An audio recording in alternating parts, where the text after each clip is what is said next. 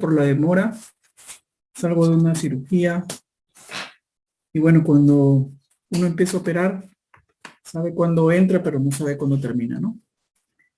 Ya ustedes cuando se gradúen, sean internos, ya más o menos entenderán un poco. Y ahora de alumnos seguro antes también ya tienen idea de cómo es la sala de operaciones, ¿no? Pero todo menos mal, todo muy bien.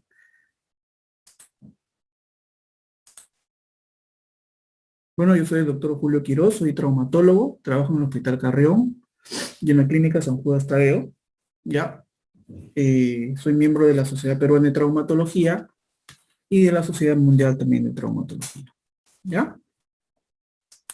Listo, entonces, básicamente en salud, la frecuencia de preguntas de traumatología no es mucha, es poca, ¿no? Sin embargo, cuando viene, marca la diferencia ante un examen de salud o de ENAM, ¿ya? Entonces, es muy importante saber que en los temas de traumatología, y para alguien que quiera ser traumatólogo, está apuntando a ser traumatólogo, lo que más viene son fracturas, ¿no?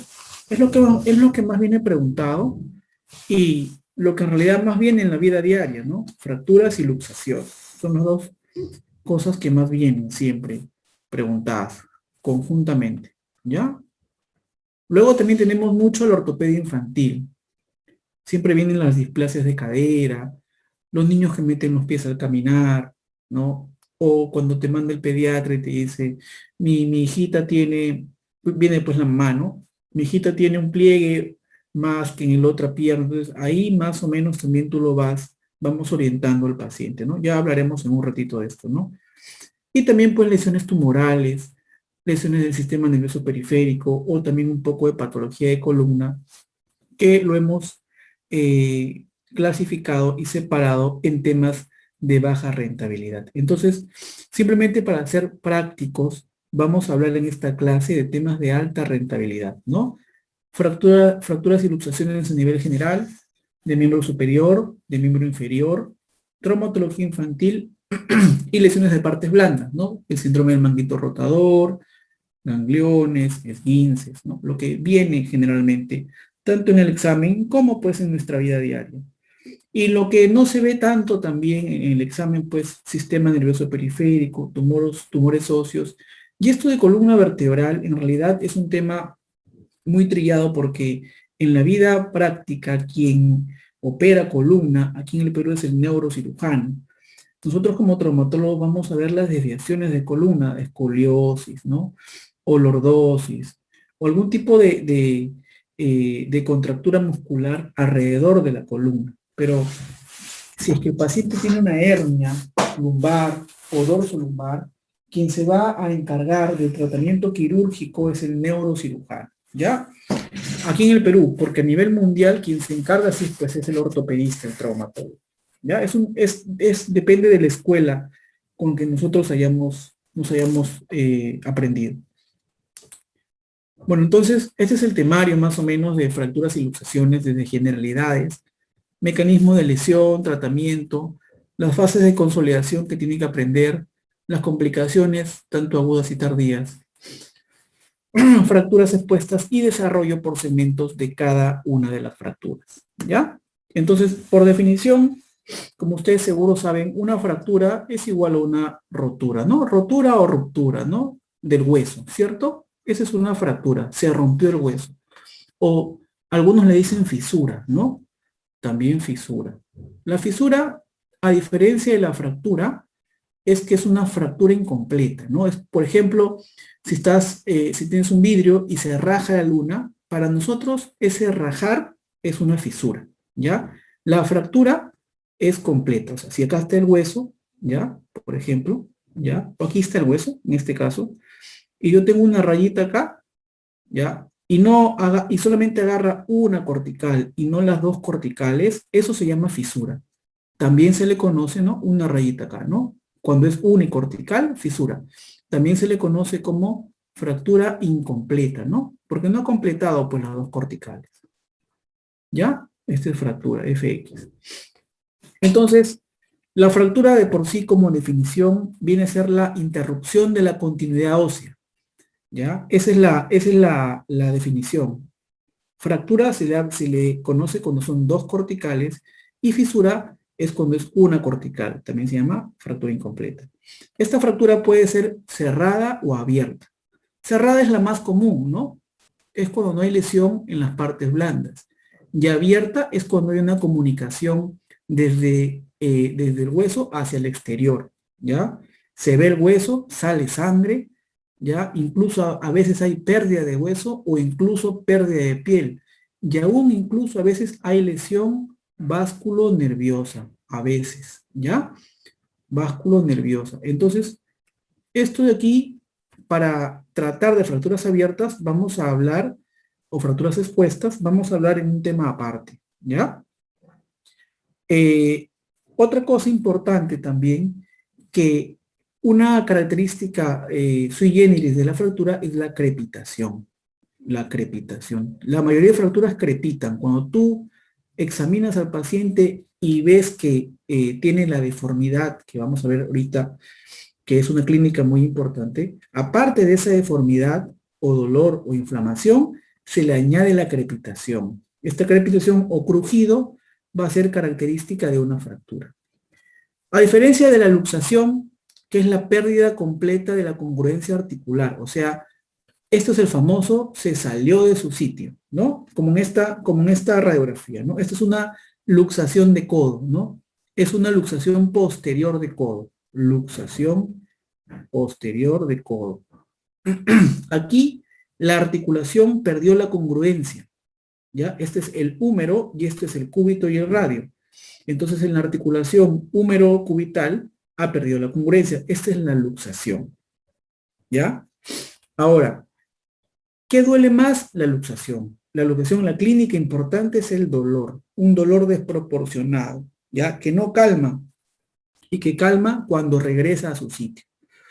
Entonces, para las dos cosas, para fractura y luxación, para las dos cosas hay dolor, más en la luxación, deformidad, porque hay una pérdida de la congruencia articular cuando hay luxación y a veces hay desviaciones cuando hay fractura, e inflamación, o sea, aumento de volumen. Y a su vez también impotencia funcional. Acá le pongo el fénix, que significa que ha venido preguntado. ¿Qué significa impotencia funcional? Que yo no puedo mover la extremidad, o sea, no puedo hacer funcionar la extremidad que está lesionada. En este caso, el codo, perdón. No puedo moverlo. ¿Ya? Esa es la impotencia funcional. Si te dicen crepitación, bueno, voy a pensar en fractura. ¿Ya? Si te dicen inestabilidad, voy a pensar en luxación inestable, en luxación o esguince, ¿ya? Ahora, ¿por qué yo sé que esta es una luxación posterior de codo y por qué no una anterior? Seguro vamos a ver más adelante, pero les voy adelantando. Número uno, por acá está el hombro, ¿verdad? Por arriba está el hombro, si continuamos está el hombro, acá está la mano. Entonces, lo que está hacia arriba se llama proximal, ¿ya? Proximal. Y lo que está hacia los dedos se llama distal, ¿ya? Entonces, quien da el nombre de la luxación es el segmento distal. Es decir, si el segmento distal, en este caso el cúbito y el radio, están hacia atrás, se le dice luxación posterior de codo. ¿Ya? Eso es muy importante. No da el segmento proximal, que es todo el húmero, porque el húmero está hacia adelante, ¿verdad? ¿Me entendieron? Quien da el nombre es el segmento distal, así es siempre, ¿ya? Si por ejemplo hay una luxación de hombro, el húmero es el segmento distal y ahí te van a decir si es anterior, si es posterior, etc. ¿Ya? Muy bien. Si no me entienden, por favor, me pueden escribir al chat para responderlas luego. Muy importante también saber de la luxación, que cuando hay una luxación, ¿ya? Siempre hay problemas, o en la mayoría, problemas de partes blandas, ¿ya? En este caso, ¿qué son las partes blandas? La cápsula y los ligamentos. ¿Por qué, doctor?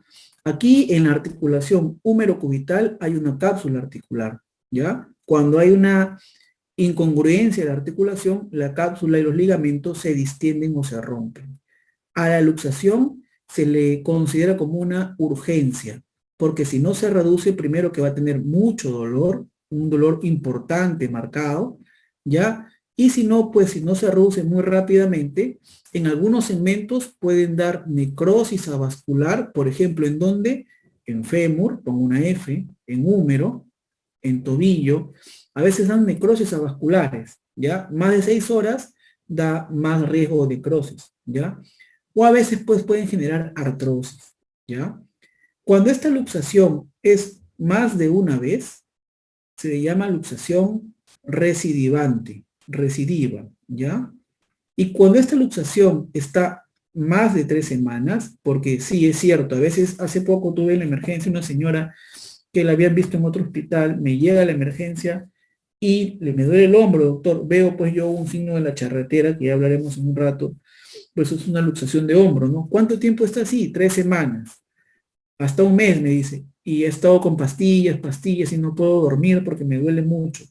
Sacamos una placa y el hombro estuvo luxado siempre, ¿no? Entonces, esto ya pasa a ser una luxación inveterada. Inveterada. Cuando cuando la pérdida de la congruencia es más de 3 semanas. Estas luxaciones inveteradas, ya la mayoría va a cirugía, ya reducción cruenta. Normalmente una luxación, toda luxación, el tratamiento inicial es una reducción incruenta, ¿ya? Listo. Muy bien. Entonces, para determinar los mecanismos de lesión o tipos de lesión en una fractura o luxación, pues tenemos dos tipos de mecanismos, de manera directa o indirecta. De manera directa es cuando la energía va obviamente directamente al cuerpo, ¿verdad? Por ejemplo, un martillazo, ¿no? Un martillazo. Cuando el martillazo me cae en la mano, pues es una contusión directa, ¿no? Por ejemplo, este tipo de energía produce fracturas más complejas, como fracturas con minuta. ¿Qué es una fractura con minuta? Es una fractura muy estallada, como la que tenemos aquí, ¿no? Una fractura muy estallada, ¿ya? Esta energía es cerca al foco de fractura, siempre, ¿ya? Y aquí también hay, cerca al foco, acá, al foco de fractura. Y aquí también hay problemas de la piel o de las partes blandas. PB, partes blandas. ¿Por qué? Porque como me dieron un martillazo en la mano se hincha, ¿verdad? Me saco una placa y veo que mi hueso está estallado, pero la mano está hinchada porque la energía va directamente al lugar de la fractura.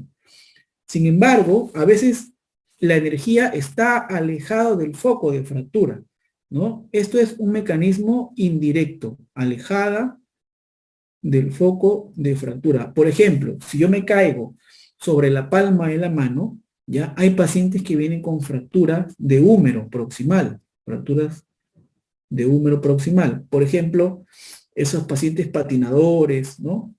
O algunas señoras abuelitas que se caen sobre la mano y tú le ves la mano, no hay mucha lesión en la mano, la lesión está en el húmero, o sea, la energía viajó por todo el brazo y antebrazo y fue hasta el húmero proximal, ¿no? Entonces, aquí no hay tanto problema de parte blanda porque la energía está alejada de la fractura, ¿ya? Los trazos de fracturas no son con minutos, son simples, son trazos simples, ¿ya? Porque la energía está alejada al foco de fractura nuevamente, ¿no? ¿Ya? Y por otro tipo también hay que ver según la intensidad de la energía, si es alta energía o si es baja energía. Si es alta energía, están los accidentes de tránsito, ¿no? Que son los más comunes, que vienen para nosotros los traumatólogos a cada momento, ¿no? Emergencia, accidente de tránsito. Ya tú vas a mirar, de frente vas a tener que examinar todo, pierna, brazo, pelvis, de por regla, en un accidente de tránsito, y a veces viene preguntado por nosotros, por los traumatólogos, tenemos que pedir definitivamente una radiografía de pelvis, siempre, ante un accidente de alta energía, llámese accidente de tránsito o el otro que también es una caída de altura, ¿ya? Caída de altura. Pedimos una radiografía de pelvis y pedimos la radiografía de acuerdo al segmento que el paciente se queja. Me duele la pierna, radiografía de pierna, ¿no? Y que examinemos, obviamente, si vemos deformidad en pierna o deformidad en brazo, etcétera, etcétera, ¿no? De acuerdo a la deformidad que tengamos. También hay que pedir una radiografía de columna dorsal, ¿ya? Cuando básicamente es más por caídas de altura. Cuando hay caída de altura, se lesiona columna dorsal, se lesiona calcáneo, ¿ya? Y muchas veces muñeca, ¿ya? Pero básicamente columna dorsal es a la cabeza. Y cuando son fracturas de baja energía, son caídas a desnivel, ¿no? Esos pacientes adultos mayores que se caen cuando van al mercado, ¿no? O simplemente se golpean con la pata de la mesa, o por ahí pues tuvieron un golpe, y eso y se fracturan, son fracturas de baja energía, ¿no? También se considera de baja energía algunos accidentes deportivos también, ¿ya? Donde lo patearon, donde quizá lo barrieron, son accidentes deportivos, ¿ya? Ahora, según el trazo de la fractura, puede ser una fractura simple, es decir, solamente hay una cortical y la otra cortical afectada, no hay ningún tercer fragmento. La otra, pues ya tercer fragmento, o también se le llama en ala de mariposa, ¿ya? Mariposa. Y la otra, pues, es la fractura conminuta, ¿no? Que es de muchos pedacitos, de muchas partes, ¿no? Va de menos energía a más energía, ¿no? Entonces, si yo en mi placa veo una fractura conminuta, voy a deducir que fue un accidente de alta energía y quizá haya tenido un componente directo, ¿ya? Si veo una fractura simple, voy a pues también a deducir que haya sido de baja energía o si no, pues ha sido un trazo alejado del foco de fractura de mecanismo indirecto, ¿no? Sin embargo, no quiere decir que no haya fracturas conminutas con mecanismos indirectos, ¿ya? No quiere decir que haya fracturas conminutas de baja energía, ¿ya? En huesos osteoporóticos, por ejemplo, cuando los pacientes tienen mucha osteoporosis, sí puede coexistir ya una fractura conminuta con baja energía. Pero para términos generales, este es el cuadro, ¿no? Alta energía, mecanismo directo, conminución. Baja energía, mecanismo indirecto, trazo simple. Y el tercer fragmento lo asociamos pues a mecanismos moderados, a mecanismos combinados, ¿ya? Y si hablamos de trazo simple, tenemos tres tipos de trazo simple. Una fractura espiroidea, donde es como un moño y va como una espiral, ¿no? De arriba hacia abajo, como una S itálica. Una fractura oblicua y una fractura transversa. La diferencia entre oblicua y transversa es el grado, ¿no? Se dice que la fractura oblicua, cuando hay un grado mayor a 30, ya se llama oblicua. Cuando es menor a 30, es transversa. Ya esa es la gran diferencia en oblicuas y transversas. Y son fracturas simples, ¿ya? El mecanismo de lesión de estas fracturas, por ejemplo, en esferoideas, es un mecanismo torsional, de torsión, ¿ya? Y los mecanismos en oblicua y en transversa es un mecanismo de flexión, ¿ya? De flexión. Muy bien. O también algunos le llaman angulación, ¿ya? Para nosotros clasificar las fracturas, hay muchos métodos, ¿ya? Por ejemplo, si hablamos de fractura de húmero proximal, clasificación de NIR, de cabeza humeral, perdón, femoral, clasificación de Garden, y así, ¿no? Y cada hueso tiene su epónimo en la mayoría de ellos. Por ejemplo, para fracturas de radiodistal, Coles, Smith, ¿verdad? Algunas de estas fracturas aún siguen usando epónimos. Sin embargo, para evitar estos epónimos y universalizar la clasificación de las fracturas, la AO, que es la Organización Mundial de Traumatólogos, ha planteado una clasificación alfanumérica. ¿Qué significa alfanumérica? En la cual vamos a poner números y letras a los huesos para poder clasificarlos. Por ejemplo, al húmero le ponemos 1, al antebrazo le ponemos 2, al fémur le ponemos 3 y a la tibia le ponemos 4. Esto es, o sea, si yo veo una fractura y es un número, es un 1, ¿no? Por ejemplo, vamos a poner un ejemplo que sea una fractura así como esta, ¿no? Que hay una fractura aquí en el húmero, ¿ya? En el tercio medio del húmero. Entonces, número 1, la fractura va a ser así. La clasificación de esta fractura, que es oblicua, ¿ya? O espiroidea, vamos a hacer que sea oblicua, ¿ya? Va a ser así. 1, porque es húmero, ¿ya? 2, porque es tercio medio. ¿Por qué? 1, 2 y 3. La clasificación de AO, alfanumérica, se le va a poner 1 al segmento proximal, 2 al segmento medio y 3 al segmento distal. ¿ya? Cuando es un trazo simple, se le pone A. Cuando es un trazo espiroideo, o perdón, trazo de fragmento, se le pone B. Y cuando es un trazo con minuto, se le pone C. En este caso, es un trazo simple. Aquí, A. Y como es un trazo oblicuo, se le va a poner 2. ¿Por qué? A esferoidea se le pone 1, a oblicua se le pone 2 y a transversa se le pone 3. Más o menos lo que le quiero dar a entender aquí, porque es un poco complejo de explicar en una clase de 3 o 4 horas, ¿ya? Es que para cada hueso, cada segmento óseo tiene un número, ¿ya? Por ejemplo, aquí, en húmero es 1, 2 porque va a la mitad, si fuera arriba fuera 1, si fuera abajo fuera 3, A porque es simple, ¿ya? Y 2 porque es oblicua. Si fuera esferoidea, quizá fuera 1. Si fuera transversa, quizá fuera 3. Y así, cada segmento va a tener su numeración. Esto va a ser un número, esto va a ser un número, la fractura ubicada acá va a ser un número, la fractura ubicada aquí va a ser otro número, la fractura ubicada aquí va a ser otro número, y así, ¿no? Entonces, cuando yo quiera clasificar, muy bien, doctor, presénteme su fractura. Muy bien, mi fractura es una 1-2-A2. Entonces ya los traumatólogos a 1-2-A2 en la mente ya sé a qué se refiere. ¿Me entienden? Entonces es una clasificación universal, ¿ya? Si no, pues ya luego haré una clase solamente de clasificación de fracturas. Si es que tienen alguna duda, les dejaré algún correo para que puedan entendernos, ¿ya? Pero básicamente es eso. Clasificación AO es la clasificación universal de las fracturas, ¿ya? Y para nosotros diagnosticar, pues obviamente nuestra fractura tenemos pasos a seguir. Y el primer paso a seguir es la radiografía, ¿no? Y es de ley por nosotros los traumatólogos. No hay traumatólogo que no pida placa, ¿no? Incluso a veces te mandan tus colegas, a ver, mira la placa, te dicen de frente, ¿no? Bueno, la placa no lo dice todo en realidad, ¿no? Lo ideal es ver al paciente, ¿ya? Pero obviamente nos es de mucha ayuda una radiografía. Y la radiografía mínimo, chicos, tiene que tener dos incidencias.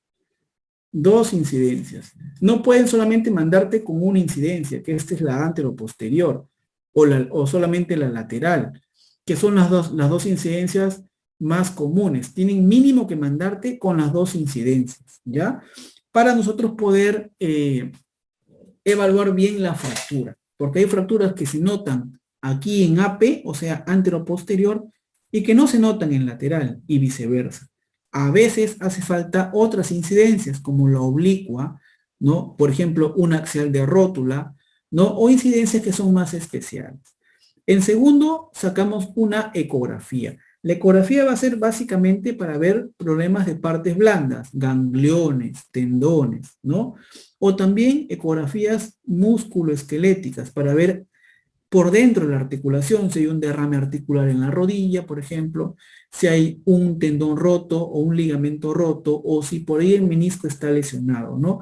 Lo malo que esta ecografía es muy operador dependiente, o sea, va a depender de la experiencia que tenga el radiólogo en hacerlo, ¿ya? Y también va a depender del transductor o del equipo, pues, que tengamos a la mano, ¿ya? Pero es como un segundo paso a determinar.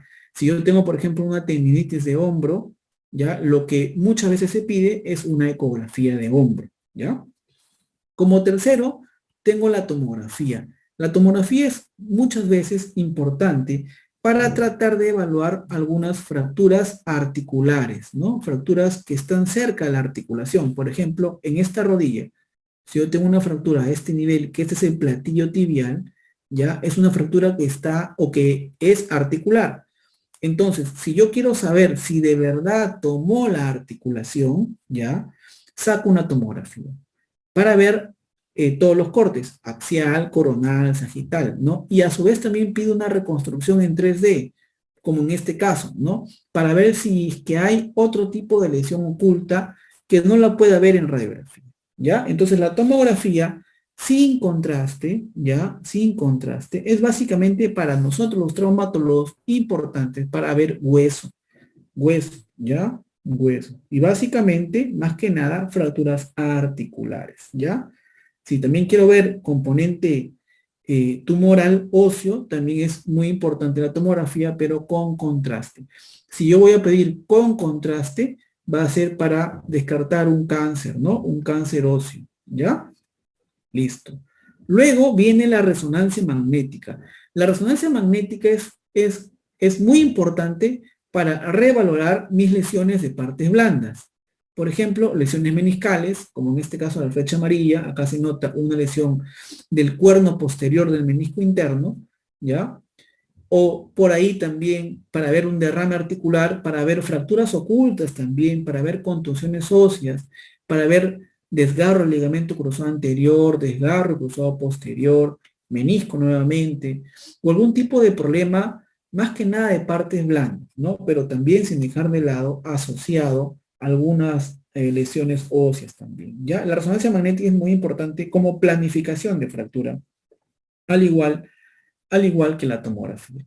Y la gammagrafía también, sin dejarla de lado, es muy importante para infecciones óseas, ¿ya? Para infecciones óseas, como osteomelitis crónicas en la mayoría de ellas, y para revalorar también algún tipo de cáncer, ¿ya? Listo. Tratamiento. A nivel general, ¿cómo tratamos una fractura? Vamos a tratarla de dos maneras, ¿ya? Obviamente, ¿cómo trato una fractura? La fractura, al igual que la luxación, duele. Por ende, ¿qué vamos a dar? Analgésicos. ¿Qué analgésicos, doctor? Cualquiera que le haga bien al paciente. Por ejemplo, paracetamol, ibuprofeno, naproxeno, ketoprofeno, ketorolaco, tramadol, etoricoxib, celecoxib y las combinaciones de todos los analgésicos. O sea, a lo que le quiero decir, la fractura de inicio se trata con analgésico. Si es muy fuerte, un analgésico endovenoso o intramuscular, y si es una fractura que ya está inmovilizada y se puede tolerar, con analgésicos vía oral, ¿ya? Pero de por sí, estos solamente son, entre comillas, calmantes, ¿verdad? Porque lo que vamos a hacer nosotros es los procedimientos, ¿ya? ¿Y cómo trato una fractura con procedimientos? Pues con estos, básicamente, estas dos líneas, reducción e inmovilización. Esto sí, chicos, es importante porque es la clave para poder entender el manejo de todas las fracturas, ¿ya? ¿Qué significa reducir? Significa alinear, alinear. Ejemplo, la fractura de Coles a veces viene con desviación, ¿verdad? Cuando está desviada, ¿ya? Lo que se hace es alinearla. Es muy diferente cuando te dicen voy a poner en su sitio. No es así, porque las fracturas no están fuera de su sitio, simplemente se han deformado producto pues de la atracción muscular de cada hueso, ¿verdad? En cada hueso se inserta un músculo. Cuando hay una fractura, esos músculos jalan a esos remanentes óseos y generan una deformidad. Entonces, reducir significa alinear, ¿ya? Alinear, ¿ya? Y esta reducción puede ser incruenta o cruenta. Incruenta significa sin abrir foco, sin cortar, sin hacer daño, entre comillas, ¿no? Y se hace mediante la técnica de tracción y contratracción, ¿ya? Es decir, seguro ustedes han visto a veces cuando han sido alumnos, algunos que han podido rotar por traumatología, otros que quizás no lo han hecho, no han tenido la suerte de ver cómo se hace una reducción, es simplemente jalar, ¿no? Uno jala un lado del brazo o lado de la pierna y el otro hace la contratracción o la tracción, para tratar de alinear la extremidad, ¿ya? Y que esta extremidad alineada pueda ser luego inmovilizada, ¿ya? Inmovilizada. ¿Con qué la inmovilizamos? Cuando hacemos una alineación o reducción, obviamente con un yeso, ¿no? Listo. Inmovilización externa, ¿ya? Y por otro lado tenemos la reducción cruenta, es decir, acá sí yo corto, ¿ya? La cruenta significa cortar, o sea, abrir piel, abro piel, ¿ya? Acá no lo hago. ¿Con qué objetivo? Con el objetivo de llegar hasta el hueso y yo poder alinear, o sea, reducir de manera la mayor parte directa la fractura, ¿ya? Esta reducción cruenta puede ser, como les había comentado, de manera directa o indirecta también, ¿ya? La más común es la directa, ¿ya? Es decir, yo veo mi fractura y con mis manos y con las pinzas lo reduzco, o sea, lo alineo, ¿ya? O si no, también puedo hacer técnica mini open, alinear desde lejos, pero ya son técnicas traumatológicas, ¿ya? Y cuando yo hago una reducción 40, o sea, cuando abro el foco de fractura, o sea, abro la piel, ¿cómo lo inmovilizo? ¿Con yeso, doctor? No. Voy a poner yo un sistema de placas más tornillos, ¿ya? O por ahí algunos clavos endomedulares o algunos alambres quirúrgicos, dependiendo de la fractura. Es decir, la reducción cruenta se acompaña con una fijación interna y la reducción incruenta se acompaña con una fijación externa. No, no llamemos fijación externa, no llamemos inmovilización externa con un yeso, ¿ya? Con un yeso. Y tenemos un tipo de inmovilización mixta, que es la que nos da la famosa fijación externa, ¿ya? La fijación externa que básicamente es más para fracturas expuestas, ¿ya? Para fracturas expuestas. La inmovilización en todo sentido, sea por yeso, sea con placas o tornillos, clavos, alambres, tiene características y esa tiene que ser absoluta, es decir, solamente con placas y tornillos, tiene que ser prolongada en un tiempo, ya no puede ser solamente 2 o 3 días, tiene que ser mínimo 6 semanas, ya como mínimo, a más esto va a ser dependiendo del hueso que nosotros inmovilicemos, ya, y tiene que ser ininterrumpido, es decir, yo no puedo quitar y poner la placa, quitar y poner el yeso. Tiene que ser por un tiempo ininterrumpido. Con tal que no haya ningún tipo de macro movimiento, o sea que la fractura que esté alineada ya no se mueva. O si lo hace, no sea macro, sino sea micro movimiento, que permita por lo menos la evolución de un callo de fractura. ¿Ya? Eso es lo más importante. Y acá tenemos nosotros una fórmula, una ecuación, ¿ya? Que es una ecuación en la cual nosotros vamos a poder determinar si el hueso está bien pegado o no está bien pegado, o sea, si está bien consolidado, en otras palabras, ¿no? Entonces, consolidación normal es igual, o sea, CN, consolidación normal va a ser igual a una buena reducción, o sea, una buena alineación, más una buena inmovilización, BI, buena inmovilización. Todo eso sobre un normal aporte básculo sanguíneo, ¿ya? Cuando yo tengo estas tres variables, una alineación o reducción adecuada, tengo una inmovilización adecuada, con cualquier método, ¿ah? Yeso, placa, clavo, lo que tenga, pero esté bien inmovilizado, y tengo un buen aporte básculo sanguíneo, va a haber una adecuada consolidación. Cuando hay un problema en cualquiera de estos factores, vienen las complicaciones, que ya veremos más adelante. Por ejemplo, si yo tengo una mala reducción, o sea, no está alineado, ¿qué pasa? La fractura pega mal, pega chueco, ¿verdad? Puede pegar hacia adentro o hacia afuera. Vienen las famosas desviaciones en valgo, desviaciones en varo, desviaciones en recurvatum o en antecurvatum. Esas son las famosas consolidaciones viciosas. Cuando esto está mal, es una consolidación viciosa, ¿ya? Cuando está mal inmovilizado, o sea, no hay una buena inmovilización, pero si hay un normal aporte vascular, significa que permite macromovimientos. Y al permitir macromovimiento, porque no está bien quizá puesto el yeso o no está bien puesta la placa, ¿ya? Genera pues un macromovimiento y al final no forma callo, generando una pseudoartrosis, ¿ya? Una pseudoartrosis. Y cuando quizá está bien alineado, bien reducido o está bien inmovilizado, pero no llega un aporte vascular, o sea, la parte vascular es deficiente, ¿ya? También genera otro tipo de pseudoartrosis, pero es una pseudoartrosis avascular, en la cual no llega aporte sanguíneo y no hace que el hueso pegue, ¿ya? ¿Quién me da el aporte vascular? Las partes blandas, ¿ya? Las partes blandas. Las partes blandas me dan el aporte vasculo sanguíneo del periósteo, ¿ya? Del periósteo. ¿Cómo así? Este es el hueso, ¿ya? El hueso tiene una médula ósea roja, ¿cierto? Que está internamente. Y tiene un periósteo, ¿cierto? Que en los adultos quizá es una telita y en los niños es mucho más grueso. Entonces, la nutrición del hueso y la vascularidad del hueso lo dan dos tipos de circulaciones. La circulación perióstica y la circulación endóstica. La circulación endóstica es de la médula ósea roja, ¿ya? Y la circulación perióstica es la que viene de las partes blandas, la piel, la grasa, los tendones, los vasos que están a los costados. Entonces, cuando yo tengo unas partes blandas dañadas, deficientes por una fractura expuesta o por un traumatismo directo con partes blandas chancadas, en otras palabras, pues la vascularidad va a ser deficiente, no va a llegar buen sangrado y por ende el hueso no va a consolidar. ¿Ya? Ya lo veremos en un momento.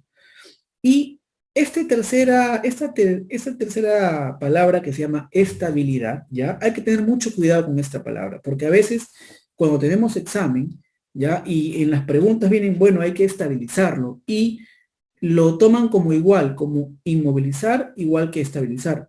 Pero en realidad para nosotros los traumatólogos no es lo mismo, ¿no? ¿Qué significa estabilidad?